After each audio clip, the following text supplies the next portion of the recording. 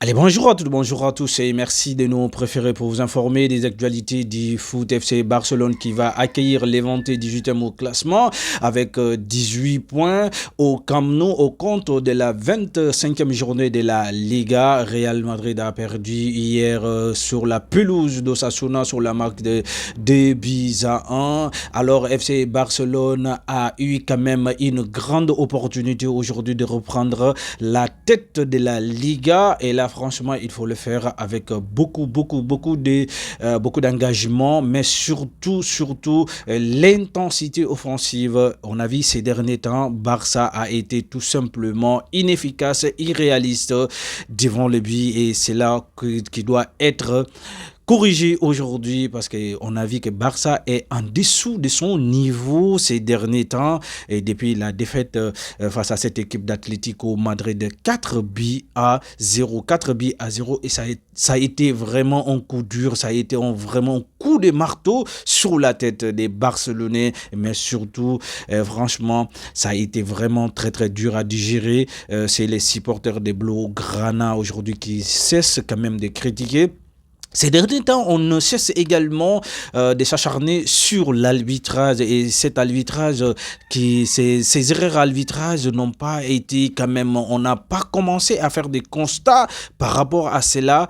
Ce n'est pas récemment qu'on a commencé à faire ces constats-là, mais pourquoi on s'acharne et pourquoi on s'attarde quand même vraiment à s'acharner sur une chose qu'on a toujours dénoncée ici et qu'on ne parvient toujours pas à résoudre ce problème-là. Il faut que des Barcelonais sortent dans cette cavité-là. Il faut qu'ils aillent chercher des victoires. Il faut qu'ils aillent chercher cette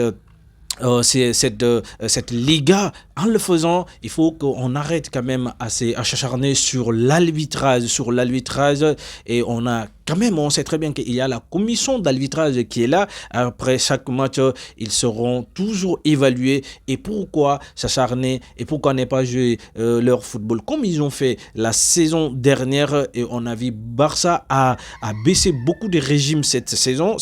Et là, surtout, fébrilité défensive qui s'est fait constater chaque match et Barça s'est fait toujours prendre derrière. Attention à cette équipe parce qu'on a vu contre plusieurs équipes qui ont quand même battu comme Girona, qui était mal placé, qui n'était pas bien placé au classement, qui était 16e au classement avant de rencontrer le FC Barcelone.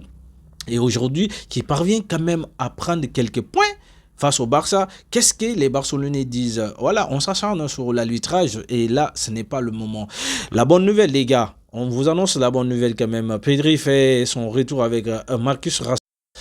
Pedri qui fait son retour triomphal avec Marcus Rashford et c'est une très bonne nouvelle pour l'FC Barcelone parce qu'on a vu que sans Pedri, le football d'FC Barcelone vraiment évolue en stérilité parce qu'il n'y a pas de vision du jeu et surtout notamment quand on parle aujourd'hui Frenkie de Jong aujourd'hui qui n'apporte pas grand chose offensivement aujourd'hui qui joue en caméléon et qui joue d'une façon vraiment stérile, d'une façon incompréhensible dans le secteur du milieu de terrain et qui garde la balle vraiment d'une façon inutile, qui occupe le terrain d'une façon inutile parce qu'il n'y a aucune vision de jeu devant.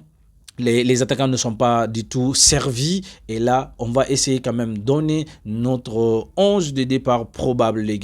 Voici notre 11 de départ, Robert Lewandowski qui sera en attaque parce que là, moi, je n'aurais pas préféré aujourd'hui, je ne préfère pas aujourd'hui Ferran Torres, Rafinha qui fait son retour, Firmino Lopez, Lamine Yamal, Dan Olmo, De Jong, ouais, ben voilà, Baldé, Eric Garcia, Koubarsi, Koundé.